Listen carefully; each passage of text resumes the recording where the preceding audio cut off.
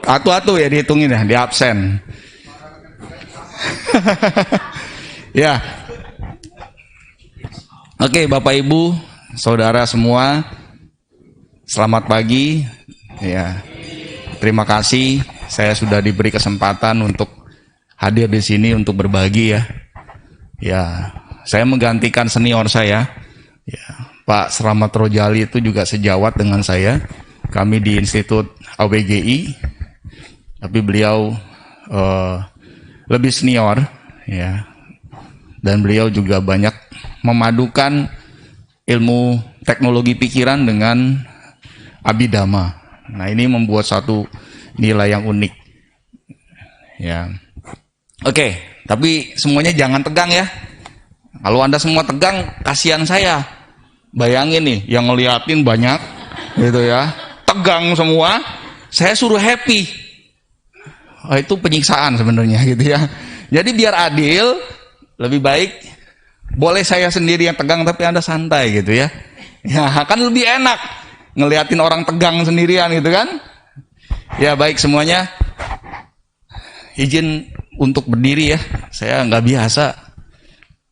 Ya, kalau begini nih saya udah biasa karena ya saya kerjaannya ngamen gitu ya. Di institut, di perusahaan, ya juga di wihara, kadang juga di LP. Ya di mana aja lah. Intinya ketika saya berbicara, saya biasa bergerak. Karena saya orang kinestetik. Jadi kalau suruh diem begini, otak saya ikutan beku. Gitu ya. Jadi mohon dimaklumi. Baik semuanya.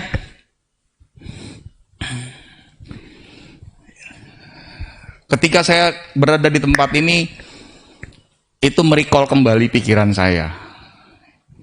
Disinilah saya dibesarkan, ya. Kode Agus salah satu guru pembimbing saya, ya. Di sekolah minggu sampai saya mengasuh sekolah minggu, ya. Terus juga menemukan cinta saya di sini, cie. Itu kan namanya menyelam minum air ya. Bukan.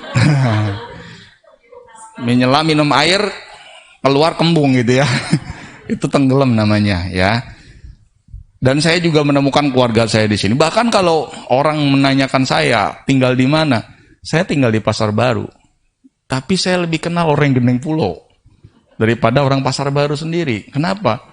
Di sana saya cuma numpang tidur gitu ya, sama melakukan pekerjaan saya sebagai seorang anak membantu orang tua waktu itu. Selesai itu saya akan selalu ada di sini. Ya, perjalanan saya di sini menghantarkan saya sampai perjalanan di saat ini. Di saat saya berdiri di sini. Jadi kalau saya selalu kalau diundang ke sini itu hati saya itu langsung debar-debar gitu ya. Jantung deg-degan. Karena kalau jantung saya nggak deg-degan, saya nggak di sini. Ya, di ICU saya, gitu kan? Nah, penting kan begitu. Nah, tapi setiap sudutnya selalu membuat sebuah kenangan saya terpanggil kembali. Ya, jadi terima kasih Dhammapala, Anda telah meluluskan seseorang di sini yang bisa mendedikasikan hidupnya berbagi untuk orang banyak. Sekarang kerjaan saya ngedengerin orang bermasalah. Ya, setiap hari. Ya, nanti jam 2 pun ada satu orang. Banyak pemecahan masalah dari keluarga, personal, di dalam hidup kita. Jadi saya merasa beruntungnya bukan karena banyak yang nganterin duit. Bukan itu saja.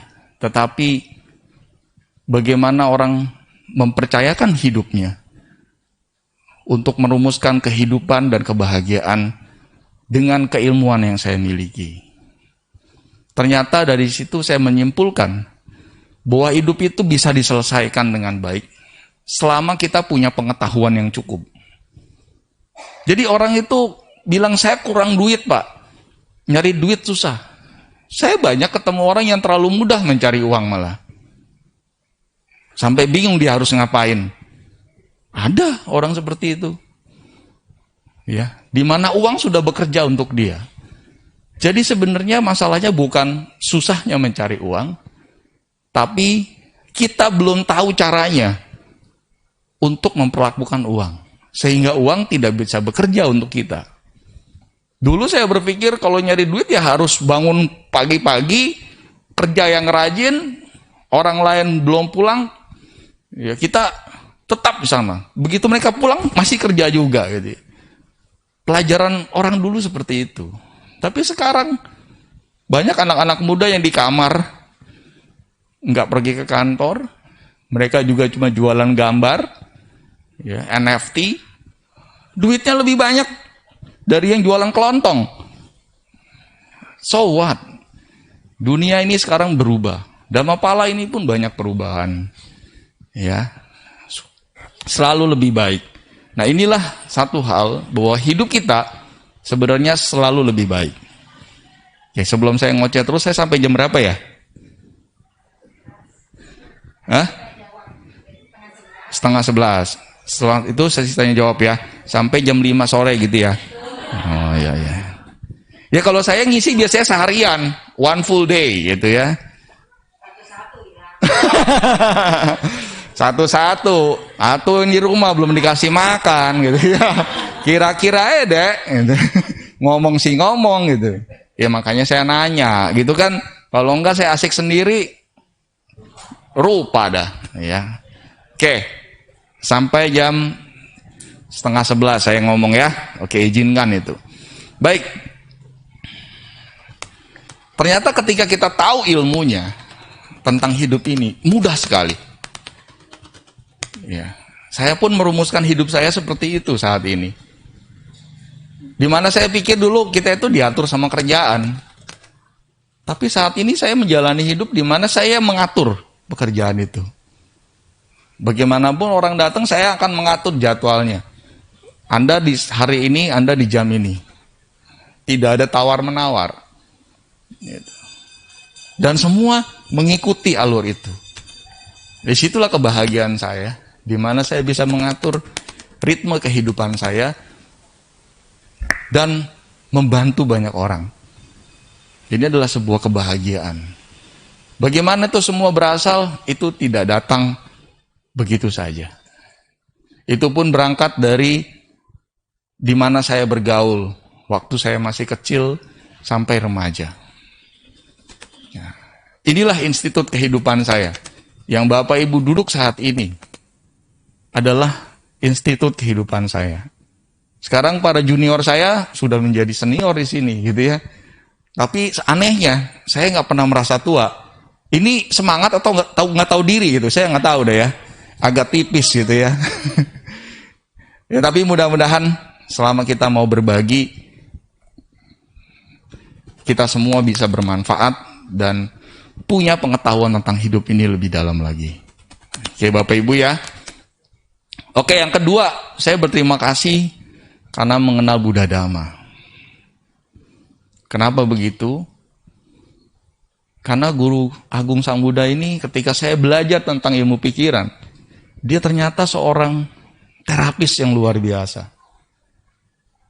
Saya membaca syair-syairnya. Dulu saya menggunakan itu untuk ya baca parita, umat Buddha ya baca parita. Paling cuman kenceng, rapi, sama berantakan aja gitu ya. Tapi nggak tahu dah itu gimana. Tapi begitu saya menyelami kembali, dan ketika saya membaca kembali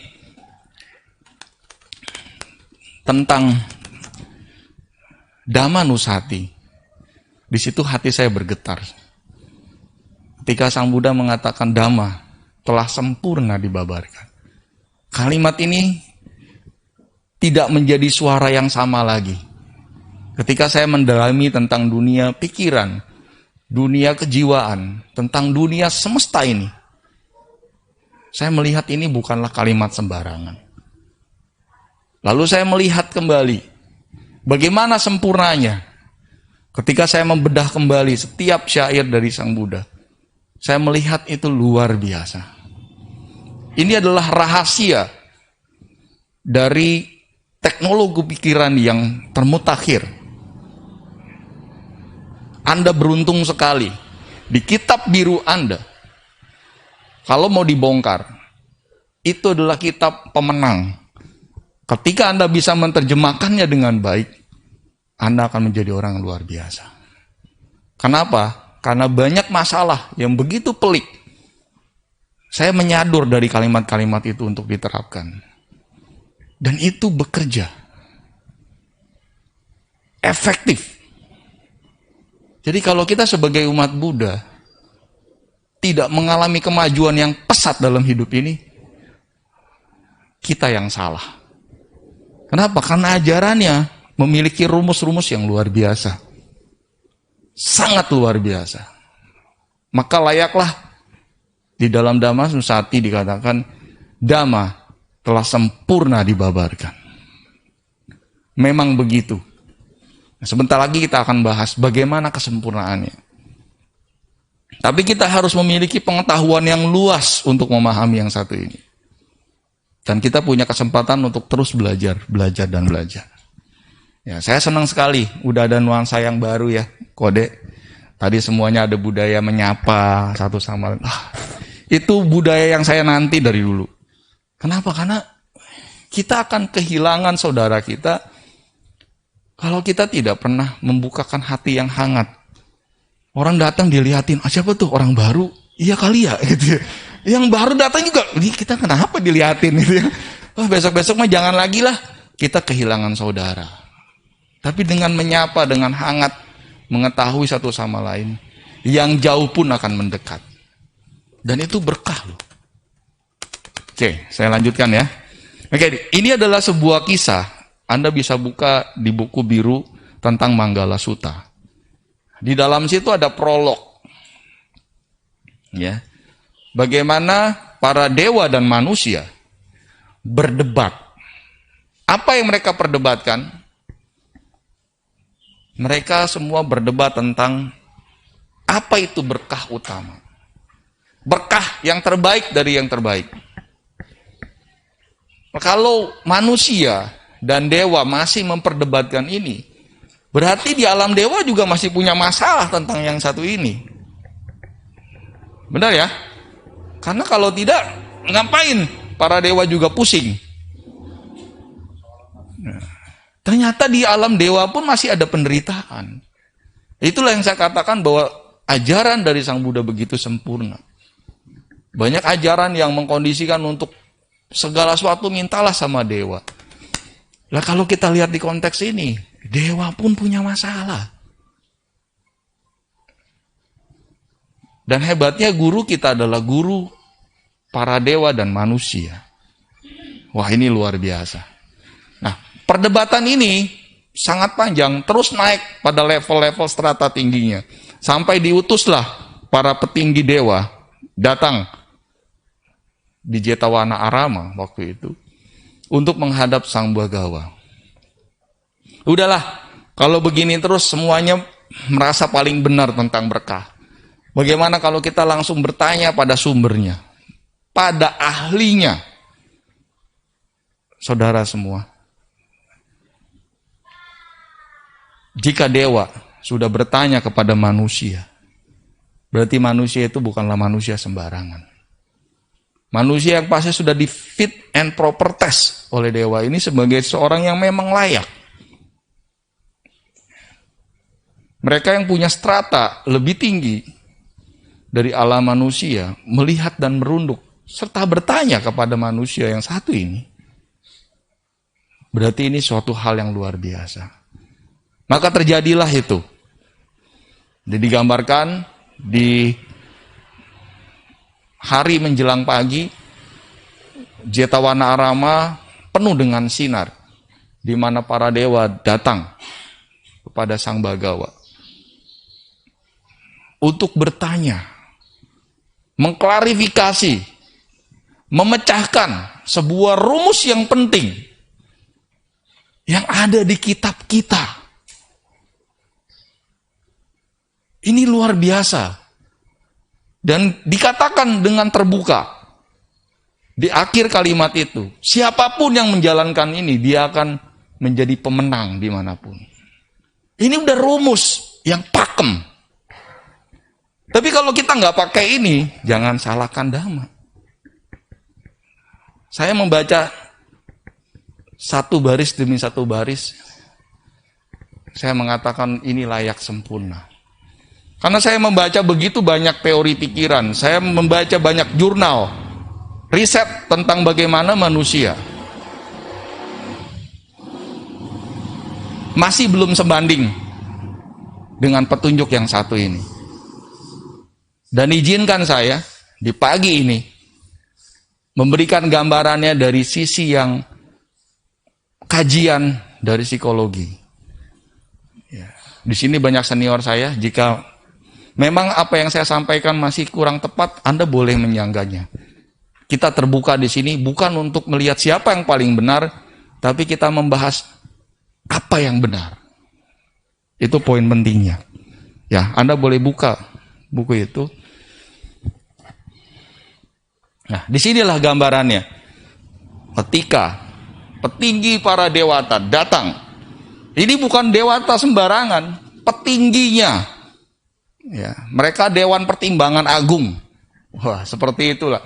Datang untuk mengklarifikasi. Jadi kalau ini diajarkan kepada manusia maupun dewa, ini berlaku ya. Karena kalau dewa turun tangan, ini urusan siapa? Ini sampai urusan para dewa. Jadi kalau Anda bisa menjalankan ini, strata Anda akan naik. Tidak hanya sekedar manusia. Dewa pun akan menghormati Anda.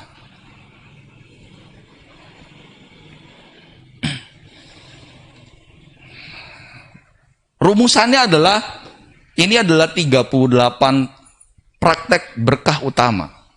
Di dalamnya ada 38 cara. Saya melihat ajaran ini luar biasa, kenapa? Karena tidak ada satu kalimatnya pun yang tidak mungkin untuk kita tidak bisa lakukan.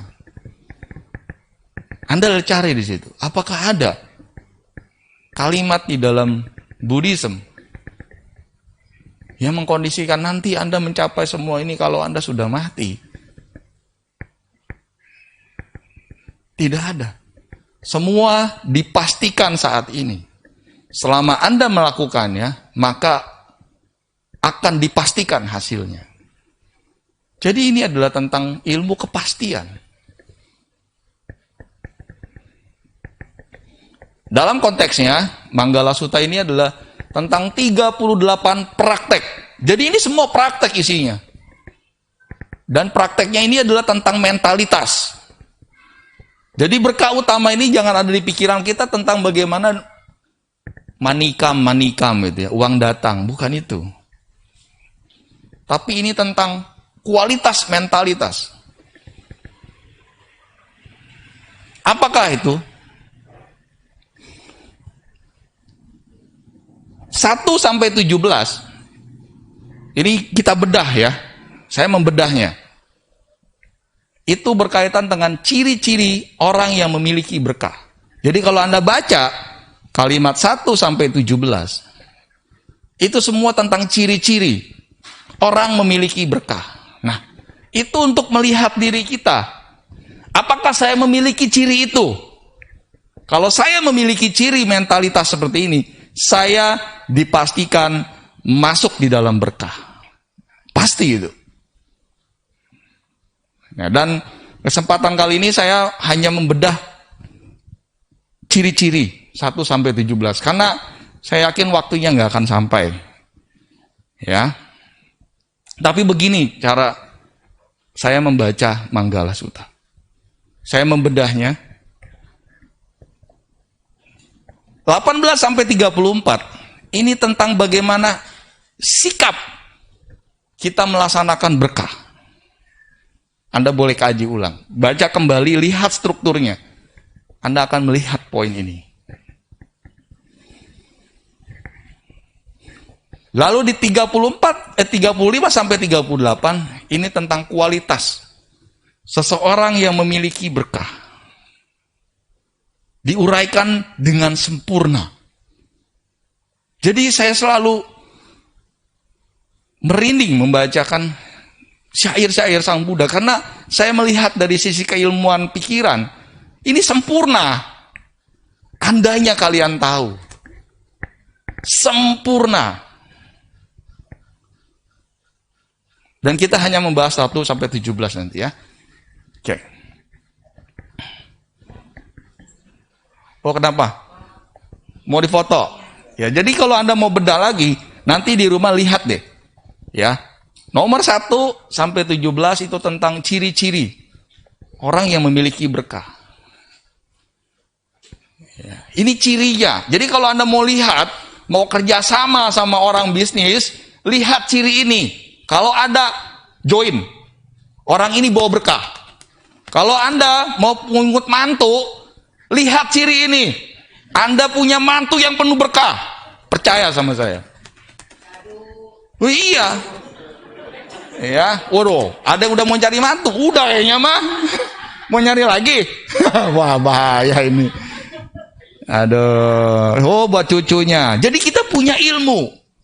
Ketika orang datang ke saya, Pak ini gini-gini, saya bilang, ya akan bahaya karena nggak pakai ilmu. Gitu. Saya akan babarkan dengan keilmuan. Salah satu ilmu andalan saya, kalau Anda tahu ini, Manggala Sutta.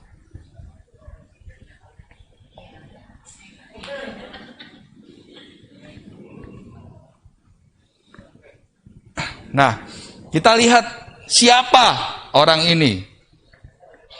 Ya nggak tahu, udah hitam itu ya, bukan itu maksudnya. Orang yang bisa mendatangkan keberuntungan dalam kehidupan Anda, termasuk Anda sendiri, adalah orang yang memiliki 17 ciri. Perhatikan dengan baik.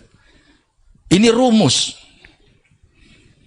Jadi kita kalau belajar Buddhism, itu sesuatu yang harus bisa kita laksanakan. Harus. Karena sebenarnya Buddhism itu tidak bisa diajarkan. Buddhism itu hanya bisa dipraktekkan. Dan siapa yang menembus praktek itu, dia akan membagikan pengalamannya. Karena begitulah Sang Buddha mengajar. Beliau berkata, tidak ada satu kata pun yang aku ajarkan kepada kalian yang tidak aku tembus terlebih dahulu. Jadi dia sudah mencapai itu dan menyampaikannya. Ini kehebatannya. Jadi kita mendapatkan ilmu daging. Kalau orang YouTuber sekarang gitu ya. Ini ilmu daging semua gitu ya. Oke, kita mulai. Dimulai dari ciri-ciri ini. Bagaimana berkah utama itu diperlakukan terhadap diri sendiri. Nah, ini poinnya. Dasarnya harus begitu ya. Dikatakan di sini asewana cak balanang. Tidak bergaul dengan orang yang tidak bijaksana. Saya merasakan itu. Bayangkan kalau saya dulu kecilnya tidak main di nama pala. Saya tidak bergaul di sini. Saya tidak akan tergugah untuk melihat bahwa pendidikan itu adalah sesuatu yang sangat penting dalam hidup saya. Karena saya bergaul dengan orang-orang yang berpendidikan, yang punya wawasan. Saya menjadi dayaka beberapa biku di sini. Yang selalu memberikan saya nasihat-nasihat terbaik. Saya bergaul. Ternyata begitu saya membaca ini, astaga saya melakukan ini. Jadi kita harus menempatkan diri kita pada pergaulan yang tepat, yang bijaksana. Jadi bahasa lainnya lagi adalah berkah utama itu dimulai dari pergaulan. Dimulai. Kalau orang dulu bilang kalau lu bergaul sama tukang ikan asin, pasti bawa ikan asin. Bener nggak? Bergaul sama tukang kopi, bau kopi. Bergaul sama tukang parfum, wangi. Bergaul sama maling, walaupun kalian tidak mencuri, ditanyain polisi, kemarin ngobrol sama siapa? Saya nggak mencuri Pak, tapi kita mengadopsi. Lalu saya mengatakan kenapa ini sempurna? Kalau Anda membaca disertasi dari David R. Hawkins, Stephen R. Hawkins, tentang map of consciousness, level dari kesadaran, Anda akan mengerti ini itu berarti. Karena begitu Anda berinteraksi dengan orang di level kesadaran rendah, maka energi Anda akan tersedot di sana. Dan Anda akan ada di pemikiran itu. Yang berbahaya lagi, kalau seseorang di level rendah itu mengajarkan sesuatu yang seolah-olah benar, maka isinya akan berbahaya. Makanya banyak ketika orang belajar sesuatu, ini agama. Habis itu dia ngebom orang. Ini bukan masalah agamanya. Ini tentang bagaimana pergaulan itu dimulai. Satu kalimat ini saja sudah membuat saya perenungannya dalam sekali. Ini berkah utama memang. Baru kalimat pertamanya. Saya bisa membedakan ini bisa 3 hari kalau Anda mau tahu. Karena ada ilmunya. Ini benar adanya. Karena saya praktisi.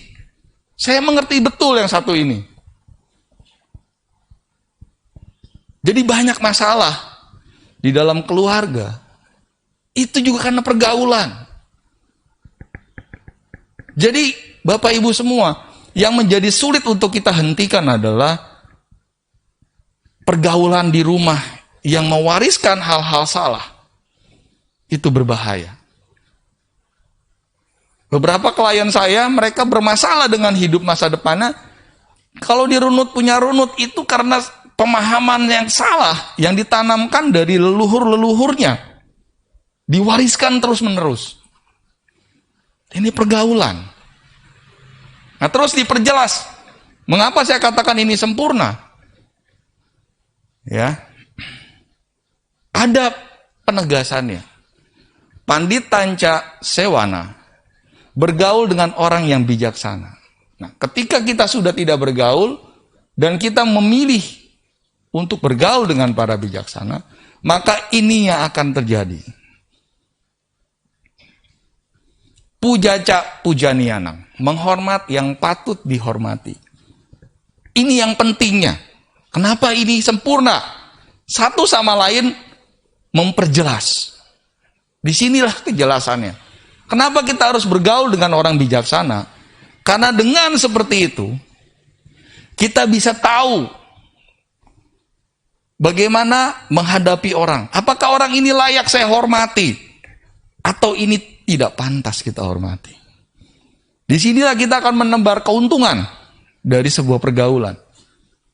Jangan sampai kita nggak bisa bedain. Kalau kita sudah bisa membedakan yang satu ini, saya jamin Anda tidak akan celaka. Jamin. Karena Anda tahu siapa yang patut Anda dengar nasihatnya, siapa yang tidak. Anda sudah memantaskan pemikiran Anda. Ini sempurna, luar biasa.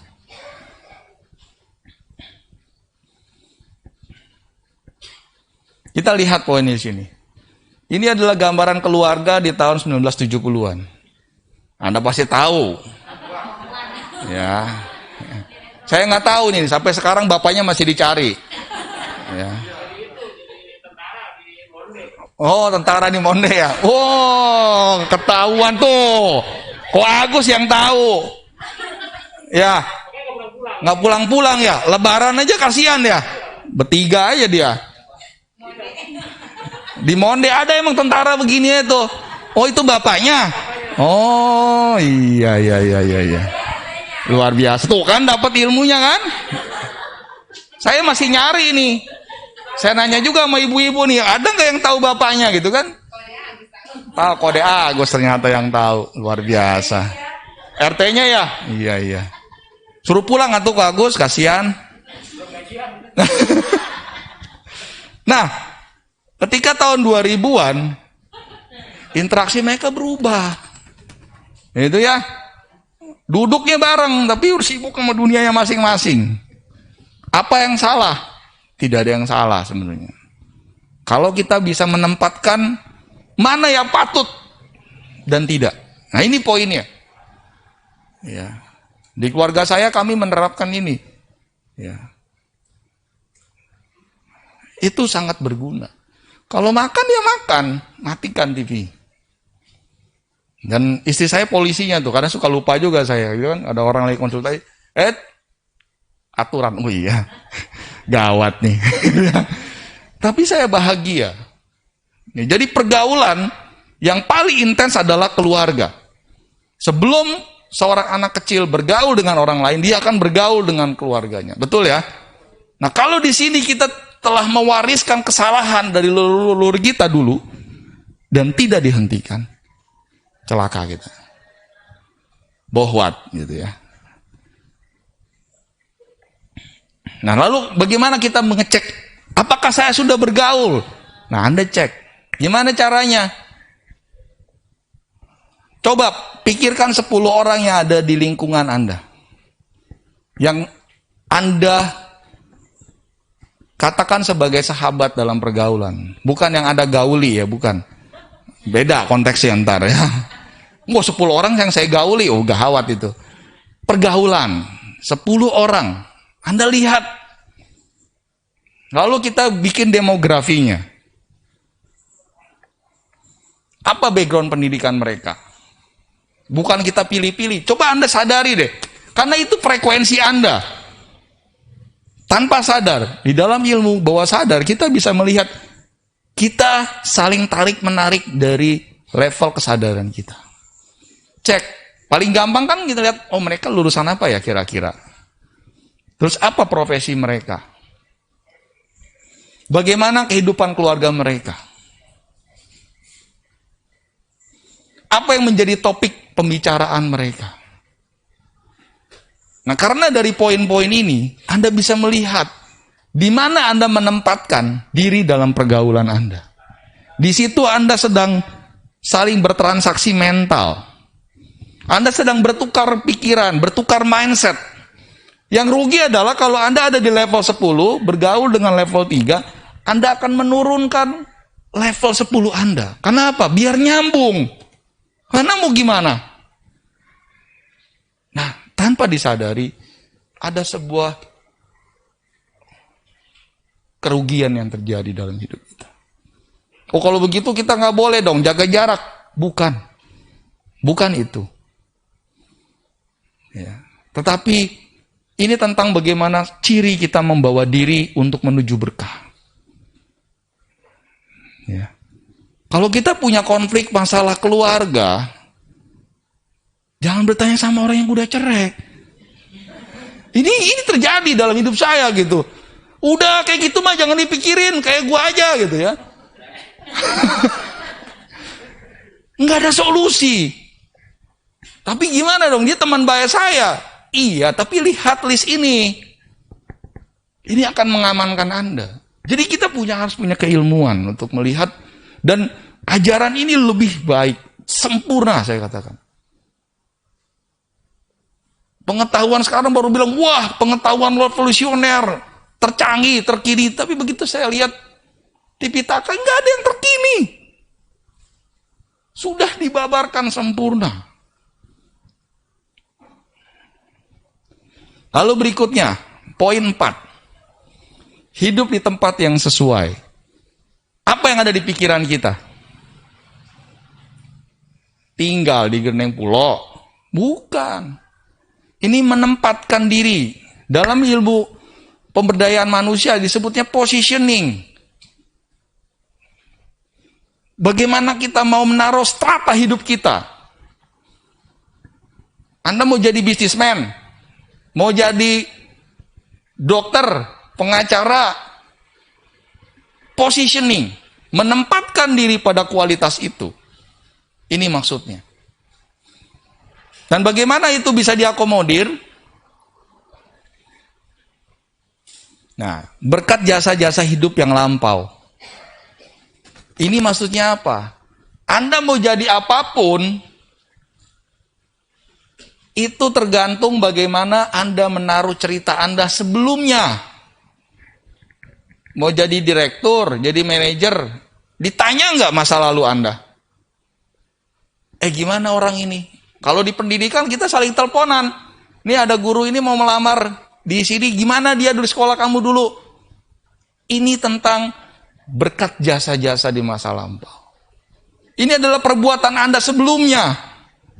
Jadi jangan berpikir sekarang saya salah nggak apa-apa, nanti kan nggak tahu nasib seseorang bisa berubah. Tidak. Zaman sekarang sosial media menjadi portofolio hidup Anda. Saya berada di perusahaan menjadi konsultan. Salah satu pakem yang saya pakai untuk melihat orang itu adalah bagaimana kita melihat sosial medianya. Siapa yang dia kumpulkan sebagai teman-temannya. Kita bisa melihat suatu kualitas pergaulannya di sana. Kalau mereka sering memberikan postingan-postingan yang provokatif, saya tidak menyarankan orang itu ada di dalam organisasi ini. Karena dia akan membawa pergaulan yang tidak baik. Saya menggunakan pakem ini, Bapak Ibu. Ini sempurna. Ya, jadi berkat jasa-jasa di masa yang lampau itu adalah perbuatan kita 5 tahun sebelumnya. Kita mau mencintai seseorang, kita mau masuk ke keluarga itu, akan ditanya, itu ada yang kenal nggak? Si Anu rumahnya di ini. Gimana sih dia? Ini tentang jasa-jasa di masa lampau. Anda akan di cross check. Jadi siapa yang membawa dirinya pada hal yang benar, jasa-jasanya lah yang akan mengangkatnya. Wah, you beruntung. Kalau dia ada di sana, kalau enggak, dia buat saya aja. Kita akan menjadi rebutan. Kenapa? Karena kita punya jasa-jasa di masa lampau, sehingga posisi kita tidak akan rendah. Karena jasa-jasa Anda itu. Ini sempurna.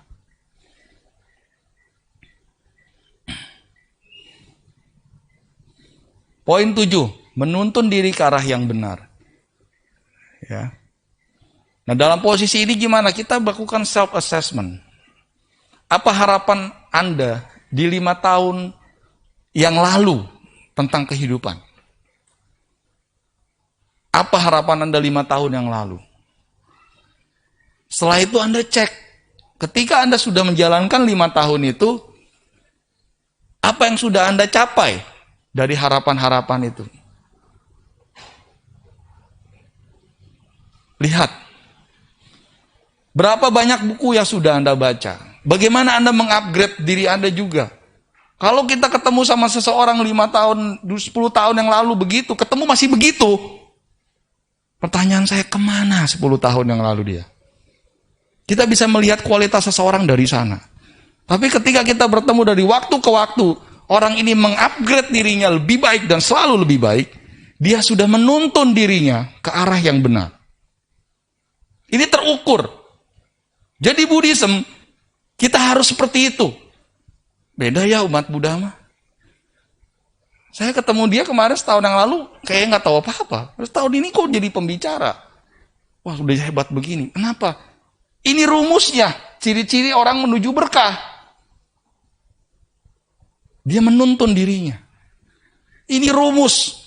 Anda menjalankan ini, jangan bertanya tentang kucuk. Dari apa saya? Anda sudah memastikan hidup Anda. Itu pasti. Nah, poin lagi adalah hal bermanfaat apa yang sudah Anda berikan kepada orang lain. Anda sudah berkontribusi atau belum? Ini adalah poin di mana kita melakukan pengukuran diri. 5 tahun yang lalu saya seperti apa ya? Dan sekarang saya ada di posisi mana ya? Anda mengukurnya. Kalau itu belum berkembang, berarti ada fixed mindset di dalam diri kita yang harus kita rubah untuk menjadi pikiran yang bertumbuh. Itu diajarkan oleh guru kita. Tidak hanya kepada manusia, begitu juga pada para dewa. Lakukan ini. Hidupmu pasti penuh berkah. Kalau kamu juga ingin melihat orang bagaimana kualitasnya, lihat ciri-ciri ini. Kalau kamu menemukan ciri ini pada orang yang mau kamu percaya, kamu aman. Kita sedang diajarkan cara memastikan hidup ini. Lalu dari apa yang Anda tulis harapan 5 tahun yang lalu, cek sekarang mana yang sudah terpenuhi, berapa persen. Oh, saya punya 5 harapan, ternyata lari semua. Anda mengingkari dan tidak mengarahkan hidup Anda kepada arah yang benar. Salah arah. Tersesat di jalan yang salah. Gimana tuh?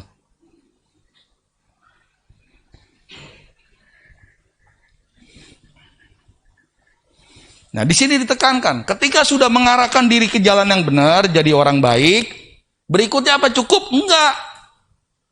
Jadi saya banyak ditanyakan dalam perusahaan, bagaimana menempatkan orang baik ini? Orang ini nggak bisa saya pecat karena baik. Tapi saya juga bingung menempatkan dia. Nggak bisa apa-apa. Kan bingung kita. Maka itu dilengkapkan lagi. Dia harus berpengetahuan luas. Nah, ini keren kan?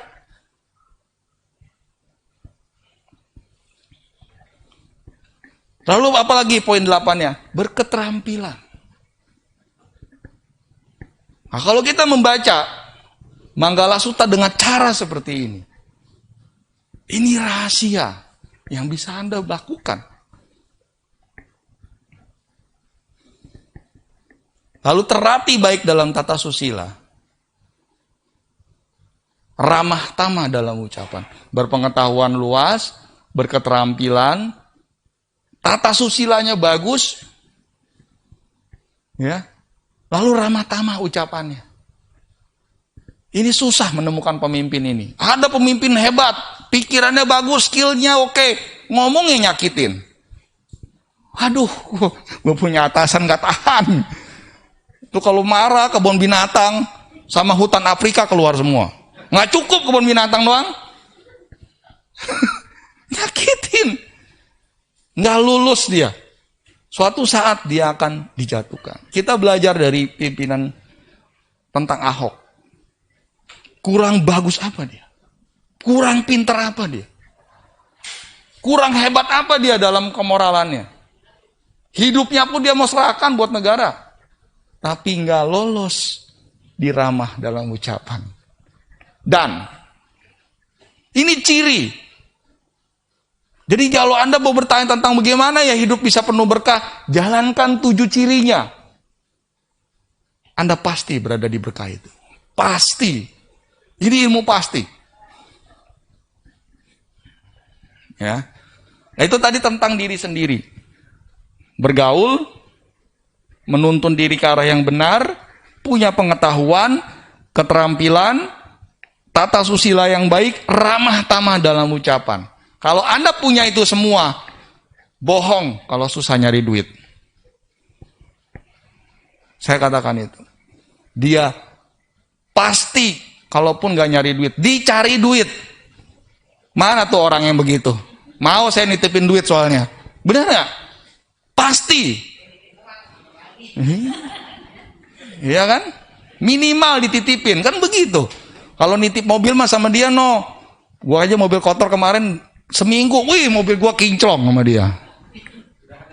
Nah, masalah nggak bayar pun, aduh enak banget nih. Udah besok-besok kita nggak usah nyari mobil, mobil datang.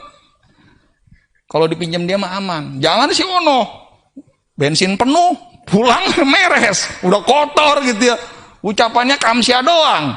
Ya bukan nggak ikhlas, tapi kita tidak menempatkan diri pada berkah utama. Itu poinnya. Anda rugi di sana. Ya, oke. Sesi tanya jawab. Ntar saya korupsi. Maaf nih, udah korupsi 15 menit, udah nggak bener nih. Yang mau bertanya, siapa yang mau jadi orang beruntung hari ini? Bertanya itu berdana pada diri sendiri. Kenapa? Memberi kesempatan.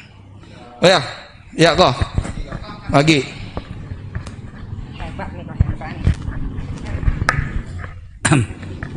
Pagi kok, nama budaya. Ya. Di sini saya mau apa ya? Berarti kita umat Buddha bisa tersesat di dalam dhamma dong. Maksudnya melakukan apa sih sesuatu yang tadi Koko jelasin. Terus kita merasa kayaknya nggak seperti ini gitu. Apa kita tersesat? Apa gimana? Nah, kita tahu tersesat dan bagaimana keluar dari tersesatnya itu gitu kok. Oh gitu. Iya. Ini petunjuknya udah jelas. Ketika Anda merasa diri gue susah amat ya sekarang, lihat di mana pergaulan Anda. Tadi kan saya minta Anda mengecek Tulis siapa yang Anda kenal. Terus apa kerjaannya? Cek mereka. Waduh, pasti ketemu yang pasti berantakan dah. Itu udah pasti. Gitu. Orang jahat ngajak nggak bener orang baik, capek. Lu jangan ngajak dia lah. Ngajak ke diskotik, lu mah model begini diajak ke diskotik. Yang ada lu diceramahin. Udah kita mau buru-buru. Nggak cocok kok. Pasti. Ya apa lagi? Apa?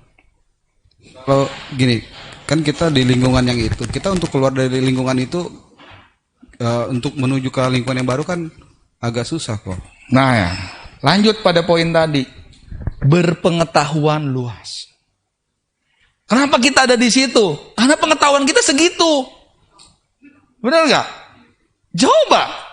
Kalau Anda punya pengetahuan lebih pinter, Anda pasti ketemu yang lebih pinter lagi. Ketemu orang galak, jadi orang galak, ketemu yang lebih galak lagi kok. Percaya sama saya. Itu rumus. Gitu kan? Jadi ini pengetahuan ini sempurna kok. Saya udah mengeceknya.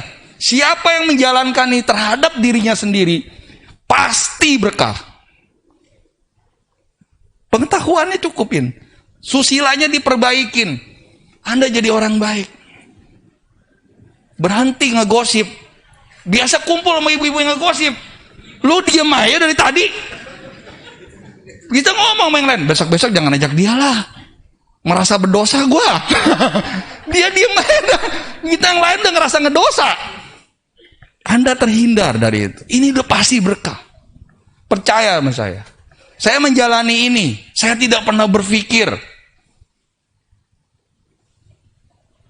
saya berada di strata-strata orang yang milioner. Saya melihat mereka, bagaimana mereka berpikir, bagaimana mereka berbicara. Kenapa saya bertanya, kenapa saya ada di sini? Saya nggak pernah berpikir. Tapi klien saya selalu minta dampingi saya, Pak. Saya ingin tahu. Karena itu kerjaan saya. Gimana, Pak? Orang ini bisa nggak saya ajak kerjasama? No. Dari mana Anda tahu? Saya melihat ciri ini kok. Apa sih yang dia omongin? Apa sih yang menjadi poin dia? Keluar dari ini, jangan kerjasama. Celaka Anda. Dan ini tidak pernah lari Bapak Ibu. Kerjaan saya cuma nemenin mereka makan siang. Lalu Big Boss ini bertanya, boleh nggak saya kerjasama sama dia? No. Dan saya menggunakan rumus ini Bapak Ibu.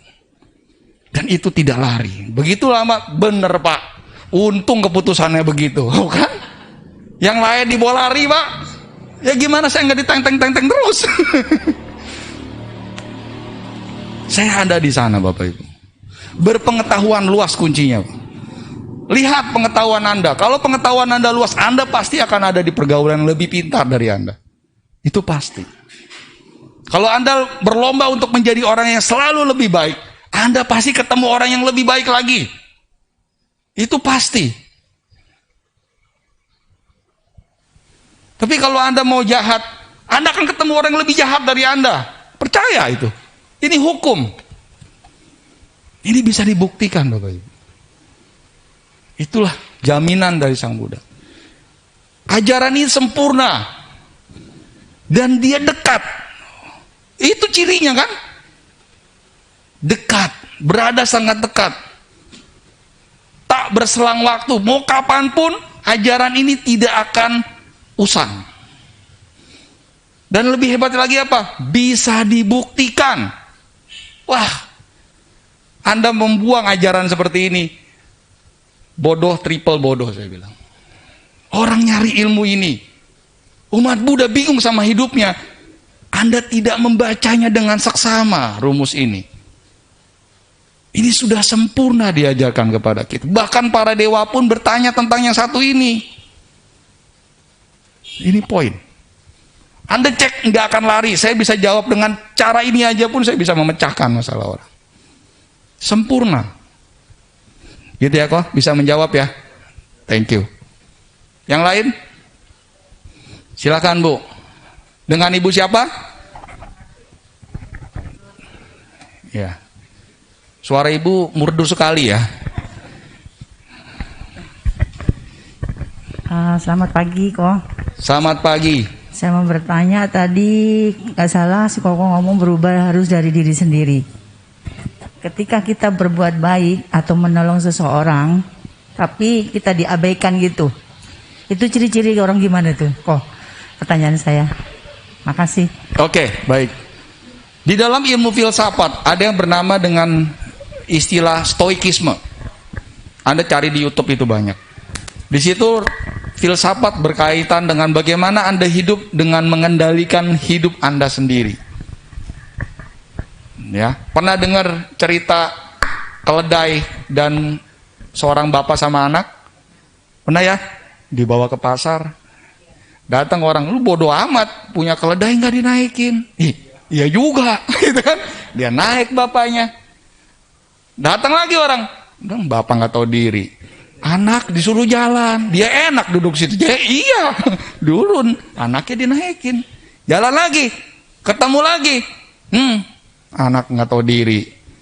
Bapak suruh jalan ya. Salah juga. Di mana Bu letak benarnya? Itu udah hukum tentang ketidaksadaran. Saya katakan itu. Maka itu penting di sini. Ketika Anda menuntun di arah yang benar, menuntun diri di arah benar, jalankan itu, Anda akan mendapat manfaatnya. Dan itu langsung. Ketika itu terjadi, Anda tidak akan rugi ketika orang lain mengatakan yang buruk tentang Anda. Kenapa? Karena Anda sudah dibayar cash dengan manfaat Anda. Itu pasti. Saya praktek tidak mengiklan, Ibu. Tidak ada Ibu cari iklan saya di Facebook. Dimanapun saya tidak iklankan itu. Tapi saya percaya dengan membuat orang beruntung, dia akan membawa keberuntungan itu 10 kali lipat pada saya. Jadi marketing saya itu adalah para klien saya sendiri. Dan mereka bilangnya jangan ngomong sama siapa-siapa. Dia orang hebat. Dia ngomong sampai 10 orang begitu, Bu. Ini poin. Gitu. Ketika Anda sudah menjadi sesuatu yang bermanfaat, abaikan. Ya. Sang Buddha pernah berkata begitu, wahai Atula, dari dulu sudah begitu. Kamu diam, kamu akan disalahkan. Bicara sedikit, kamu juga akan disalahkan. Banyak ngomong, apalagi. Jadi memang begitu Atula. Jangankan kita lah, orang level Sang Buddha aja masih difitnah. Jadi kita nggak usah pusing yang satu itu, Bu. Manfaatkan ciri terhadap diri sendiri, memasukkan berkah itu dalam waktu yang tidak lama. Kenapa saya memastikan itu? Saya mengalaminya. Sampai sekarang saya berpikir hidup saya, ini bener nggak ya? Saya mau bangun jam berapa? Mau ngopi dulu? Mau ketemu ntar ya, jam sekian. Saya boleh mengatur hidup saya, dan anehnya tidak ada yang memaksa saya untuk, nggak bisa kok, saya maunya besok. Mereka akan tunggu. Pasti mereka akan tunggu. Yang menunggu 3 bulan pun mereka nunggu. Kenapa? Karena mereka tahu ada manfaat dari diri kita yang menjadi keberuntungan. Karena kita adalah sumber pergaulan yang mereka butuhkan itu. Itu poinnya. Ya Bu ya, biarin aja. Ya, doain kalau bisa. Gitu. Itu yang saya kondisikan. Kalau Anda melihat orang digalakin, dia balas galak, Anda tidak perlu takut sama orang model begitu. Percaya sama saya. Langsung impas masalahnya. Tapi takutlah sama seseorang yang ketika dia disakiti, dia akan mendoakan orang yang menyakitinya. Aku mendoakan dia. Semoga karma burukku lunas dengan dia. Dan semoga dia pun melunasi itu terhadap hutang-hutang saya. Itu yang saya ngeri adalah rezeki dia pindah ke kita, Bu. Anda kalau nagih hutang 3 kali cukup. Selepas dari itu doakan dia. Rezeki dia pindah ke Anda. Kenapa saya kondisikan gitu? Mental Anda naik masalahnya. Ini bukan tentang pindah-pindahan rezeki ya, bukan di situ konteksnya. Tapi nasib Anda akan berubah dari korban menjadi orang yang membantu orang lain. Anda berubah nasibnya dengan perbuatan itu. Ya, cukup menjawab, Bu? Good. Ada yang bertanya lagi? Silakan.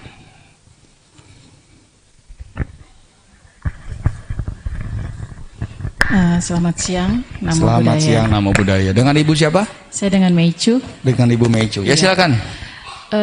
Gini, kalau saya hidup di lingkungan yang heterogen. Dalam arti di lingkungan saya benar-benar paling sedikit yang lain minoritas lah, kau tahu ya. Nah, terus di dalam lingkungan itu pun saya ikut sih kegiatan. Cuma ya terus terang buat saya kurang nyaman. Karena tidak ada timbal balik intinya. Misalnya salah satunya dalam mengucapkan hari raya kan biasanya kita mengucapkan kan. Nah di grup itu kalaupun kita mungkin Waisak atau Sincia, mereka tidak mengucapkan. Itu yang pertama. Jadi di situ saya cuma just hello aja. Dalam arti nggak terlalu dekat, cuman sopan santun aja gitu. Nah menurut engkau kira-kira sikap saya udah bener belum? Ya. Kita bisa mengecek ini. Jadi kalau kita mau bertanya, saya ini udah bener belum? Lihat hasil. Ini saya udah nanam pohon. Udah bener belum? Lihat pohonnya mati nggak? Kan begitu. Ya mau merasa bener kalau pohonnya mati, ini yang ada yang salah pasti. Ya, jadi dalam poin ini, saya melihat kenapa orang bisa stres. Karena satu hal, dia nggak tulus. Itu poinnya. Terus di mana letak tulus itu? Letak tulus itu bukan pada band musik. Itu lagu ya. Ini saya jelasin dulu biar pikirannya nggak ke situ gitu ya. Tulus yang saya maksud di sini adalah letakkanlah kebaikan dan fokus Anda kepada sebab di mana kebahagiaan itu akan dihasilkan. Lalu lepaskanlah bagaimana hasilnya itu nanti. Itu konsep tulus. Kebanyakan orang terbalik. Dia menaruh tulus tapi mengharapkan hasilnya seperti yang dia inginkan. Ini stresnya orang. Kebanyakan. Gua udah berbuat baik sama dia. Harusnya dia baik dong sama gua. Nggak bisa. Kenapa saya bilang begitu? Karena ada hukum kesunyataan di sana. Kita ada panca niyama, hukum sebab akibat, hukum pikiran, bija niyama, ya. Jadi yang disebut dengan ketulusan itu adalah kalau saya sudah berdana, saya tahu sebab ini akan membahagiakan saya dan saya percaya itu, saya yakin tentang itu. Tapi bagaimana ini berbuah nanti, itu bukan urusan saya. Kita akan tenang dengan cara itu. Yang penting saya mendidik anak saya dengan cara terbaik, dengan bagaimana saya mengasihi dia. Masalah nanti dia membalas budi kepada saya, itu urusan dia. Kita nggak akan khawatir. Saya memilih orang ini, saya tahu orang ini berpotensi membahagiakan saya. Saya memilih dia sebagai pasangan hidup saya, dan saya akan memastikan dia bahagia dengan bagaimana saya memperlakukannya. Hanya fokus bagaimana saya menyebabkan kebahagiaan padanya. Bagaimana nanti dia membalas sama kita, itu di luar kendali Anda. Inilah stresnya orang yang tidak masuk pada dunia realitas. Dia mau coba kontrol yang dia tahu itu sesuatu di luar kendali dia. Kita daripada pusing mikirin bagaimana membendung hujan, mendingan beli payung. 10 tahun belajar begini, buat apa Bu? Biar bisa geser hujan. Atau Bu mendingan 10 tahun dagang Bu. Kuliah S2 Ibu tentang geologi. Kenapa Ibu mikirin tong diputer-puter? Karena kita mau berpikir tentang mengendalikan sesuatu yang tidak bisa kita kendalikan. Insanity. Einstein mengatakan itu adalah sebuah kegilaan. Kalau kita mencoba sesuatu yang berubah hasilnya dengan selalu cara yang sama. Tidak mungkin itu terjadi. Saya mau jadi orang yang hebat nantinya, tapi kita nggak mau belajar. Nggak mungkin. Jadi pelajaran untuk ibu kondisinya adalah lakukan sebabnya, Bu. Saya lakukan sebab untuk ramah sama siapapun, saya baik dengan siapapun. Saya yakin ini adalah sebab saya mendatangkan berkah. Ingat tadi, letakkan pergaulan, tempatkan diri Anda, dan taruh portofolio kebaikan Anda di sana. Saya nggak menggunakan sistem perekrutan Buddhism dengan cara orang lain. Jangan. Tahu sistem perekrutan Buddhism? Itu dilakukan oleh Yang Maha Arya Ashaji ketika bertemu dengan Sariputta. Sariputta ngikutin dia. Ini orang bukan pertapa biasa, hebat. Ciri-ciri berkah ada pada orang ini. Diikutin, terus minta ajarannya. Dia mengajarkan hanya sedikit ajaran saya. Tapi kalau kamu mau tahu, datanglah kepada Sang Bagawa. Tapi daya undang dia sudah luar biasa. Inilah ciri Buddhis. Emang begitu Buddhis mah. Makanya mau gue demen belajar sama dia. Enak. Orang Buddhis itu nggak akan pernah melanggar sila. Selalu punya wawasan yang luas. Ingat ciri-ciri ini. Anda jalankan ini, nggak usah promosi Buddhis. Orang akan menghormati itu. Karena apa? Kualitasnya. Jadi poin di dalam kondisi ibu ini, lakukan apa yang bisa ibu kendalikan. Saya juga berada di lingkungan itu, Bu. Sangat didominasi. Kemarin begitu mereka mau bikin masjid, saya berdana. Gitu loh. Masalah nanti bagaimana kondisinya, justru dengan cara itu mereka menghormati.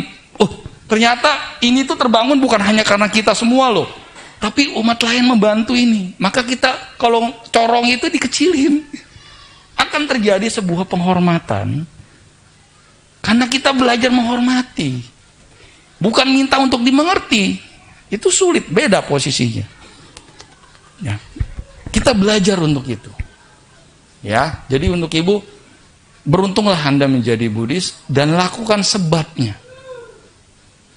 Hanya di sebab itulah kita bisa mengendalikan hasilnya. Ya.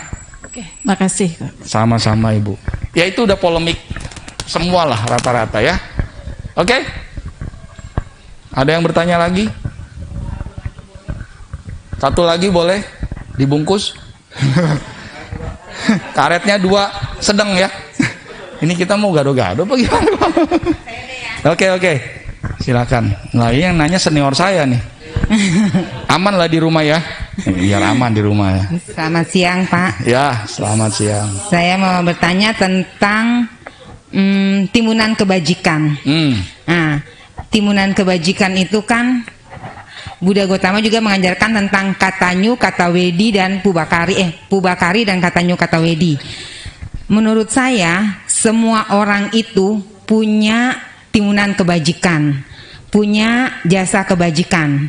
Menurut saya seperti itu. Tapi kadang-kadang kebajikan itu dia lakukan, dia minta yang lebih. Dia minta orang lain tuh mengingat-ingat kebajikan dia. Walaupun dia di rel yang kurang tepat, tapi kamu harus mengkondisikan, ingat kebajikan saya. Seperti kita orang tua dah. Kita orang tua, kita punya kebajikan, anak-anak kita juga punya kebajikan. Tapi kalau kita ini nyolot, istilah anak muda sekarang nyolot. Tapi kita tetap, bagaimanapun saya orang tua kamu. Nah, kondisi seperti ini, kebajikan yang membawa berkah atau tidak? Atau kebajikan seperti apa yang bisa membawa berkah? Yang minta pamrika atau yang ikhlas aja, udah begitu kita lupakan, atau yang seperti apa? Mentalnya untuk orang yang berbuat kebajikan dan untuk orang yang menerima kebajikan itu. Ya, itu poin penting ya. Jadi kualitas dari sesuatu yang kita tanam tergantung dari bibit, terus bagaimana cara menanam, di lahan yang seperti apa, pupuknya apa, dan di musim yang mana. Ini kalau kita ngomong tanaman gitu ya. Tapi dalam kebajikan kita bisa melihat perspektif ini juga. Yang sering terjadi adalah kita tidak memahami konsep misalnya memberi. Ya. Kenapa? Karena kita tergiur dengan janji-janji kalau kita berdananya 1.000. Wih, kemarin sih itu dana 1.000 tembus 4 angka. Wah. Ini ada di dalam realitas kita ya.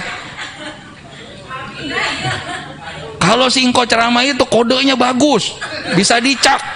Lu kemana lagi besok dia ceramah? Main 3 angka kemarin. Ya kita kondisikan begitu. Ya, kondisi di sini adalah ini bukan tentang take and give-nya, tapi mindset dan mentalnya. Kemarin saya punya klien dari Jambi, khusus datang ke saya. Gitu. Saya cek, Anda kenapa? Saya takut, Pak. Takut kenapa? Ketika waktu saya mau melahirkan anak saya yang pertama, waktu itu saya dimasukkan ke ruang operasi. Wah, di situ saya udah rasanya mati. Dia traumatik di sana. Ya udah, kita cek level kesadarannya, kita cek level energinya, ternyata dia tersumbat di cakra bagian dasar. Dan tidak ada cakra lainnya gak nyala. Jadi suruh mikir itu nggak bisa, dia bilang. Udah berapa tahun? Wah, udah lama kok. Udah saya begini ya, udah ketakutan nih. Cemas. Begitu diperbaiki kondisinya, dia langsung, ini hidup saya bukan, kata dia. Ini beda, dia bilang. Ini luar biasa. Dia merasakan kembali hidupnya. Ya. Nah, dalam poin ini, hati-hati dalam hal pemberian juga. Jangan sampai kita jadikan ajang ini untuk ajang berjudi. Perbuatannya berdana, mindsetnya judi. Apa konsepnya? Ya kan begitu. Masang sedikit-dikitnya, dapat sebanyak-banyaknya. Ya kan konsep judi. Kalau kita gunakan itu, ya mengkali, nih duit tinggal 50.000, bayaran anak mah nanti dulu lah, yang penting udah dana dulu. Mengkali dari sini ntar dapat rezeki biar buat bayaran sekolah anak. Anda salah. Anda tidak bisa melakukan dengan cara seperti itu. Jadi kembali, tindakan itu sebenarnya adalah tindakan mental. Maka disinilah saya tekankan tadi tentang berkah utama. Ini tindakan mental, bukan materi. Letakkan mental Anda di sana, maka kualitas itu menjadi berkah. Begitu caranya. Jadi apapun yang kita lakukan, diam sekalipun, tapi dengan mental yang tinggi, Anda sudah menjadi berkah. Di dalam komunitas saya membina komunitas meditasi dengan main teknologi ya. Di situ ada yang mengatakan itu loh. Dengan saya memancarkan cinta kasih, saya melihat leluhur saya itu berterima kasih. Hanya dengan diam Anda loh. Tapi mental Anda berbeda, Anda melakukan kebajikan. Diam, nggak bicara. Apalagi bertindak dengan mentalitas yang tinggi itu. Saya ketika nyapa Cici ya, dengan sapaan yang tulus, kerasa nggak Ci? Kerasa. Dibandingkan saya formalitas, Cici ya, maaf ya, beda. Jadi kita nggak usah menekankan anak saya nanti bakal sayang nggak sama saya ya. Pasti. Kalau dia merasakan cinta itu, dia pasti menyayangi Anda. Itu poinnya. Jadi kembali lagi, stres Anda akan dimulai ketika Anda meletakkan harapan Anda pada hal yang Anda tahu itu bukan kendali Anda. Nah, itulah stres kita. Nih gue 5 tahun lagi bakal gimana ya? Kerja, belajar, arahkan diri pada kualitas yang benar. Anda pasti akan bertemu dengan orang baik di sana. Percaya sama saya. Tapi kalau Anda terus berbikin salah, jangan bertanya, pasti Anda akan ketemu orang yang lebih salah dari Anda. Itu udah hukum. Kenapa? Makanya di dalam berkah ini Sang Buddha meletakkan poin pergaulan yang pertama sebagai gerbangnya. Semua dimulai dari sini. Kalau Anda sudah salah meletakkan pergaulan, Anda tidak akan percaya. Anda tidak akan tahu siapa yang patut Anda hormat dan tidak. Nah, Anda sudah kehilangan arah di sana. Dan kalau sudah seperti itu, sulit mengajarkan berkah yang lain. Sulit. Ini rumusan yang sempurna, terurut, dan terklarifikasi dari poin satu dengan poin yang lain. Maka saya katakan, ini sempurna. Karena saya membedahnya dengan keilmuan. Anda lihat bagaimana kita membedah ini. Ini kita baru mau ngomong tentang bagaimana berkah itu kita letakkan terhadap diri kita. Sebelum saya tutup, saya habiskan ya, biar nggak jadi hutang. Bagaimana ketika ciri ini kita letakkan pada sanak keluarga? Ya, kita bisa membantu ayah dan ibu.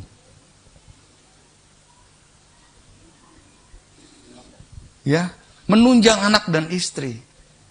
Kita sebagai laki-laki bisa menghidupi.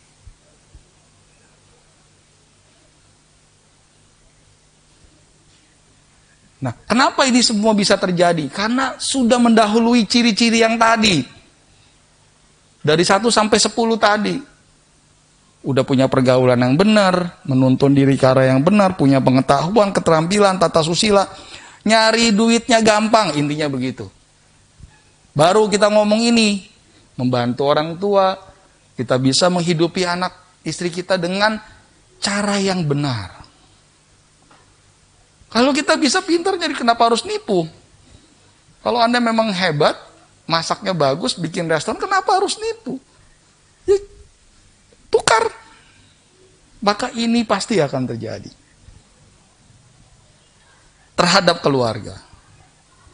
Bagaimana ketika ciri ini diletakkan pada lingkungan orang banyak, Anda juga bisa menaruh kualitas mental berkah ini dengan cara ini. Kita bisa, setelah kita mencukupi, kita bahagia di lingkup keluarga kita, baru kita bisa membagikannya kepada orang lain. Ketika seseorang mau konseling sama saya bawa mereka ke rumah saya. Untuk apa? Ngecek dulu. Nih orang yang mau nasihati keluarga kalian, kira-kira rumahnya bagaimana? Kalau saya lagi berantem sama istri, mendingan jangan. Lu ngapain? Saya adalah orang terapis yang Anda lihat rumah saya dulu. Anda lihat hidup saya dulu. Kalau saya tidak pantas, jangan. Saya membuka itu. Itu alasannya. Karena saya mau memulai dari hidup saya. Sebelum saya berdana untuk orang lain. Mereka pasti nanya nggak? Ci gimana gitu. Jadi dia kan ngecek. Ini istrinya bahagia nggak nih ya? Modelnya ntar kalau oleng mau bahaya gue. Tanya anak saya. Gimana? Kok anaknya lemes banget? Ini pada berantem nggak? Ya berantem mah berantem. Gitu loh. Ya berantem lah, namanya anak kecil. Kalau nggak begitu bukan anak kecil namanya. Tapi kok nggak hebat kayak dejeritan? Ya nggak ada. Kenapa begitu kok? Nggak ada contoh. Emang anak pintar belajar berantem dari mana? Ya kan ada contohnya. Kalau nggak ada contohnya gimana berantem hebat, mereka nggak tahu caranya berantem yang hebat. Poin. Ketika mereka sudah melihat suasana, enak ya koyah gini. Mereka akan memasrahkan hidupnya. Itu kualitas yang saya tawarkan. Ini bukan tentang saya pintar ngomong, saya bilang. Anda lihat hidup saya dulu. Gimana? Lanjut. Kalau enggak jangan. Nah, ketika itu baru kita masuk pada kualitas ini. Baru saya bisa memberi kehidupan saya untuk menjadi contoh orang lain. Lalu kita bisa hidup sesuai dengan dhamma. Berdana dan sesuai dengan dhamma. Jangan dibalik. Kalau menurut saya, dhamma itu udah salah.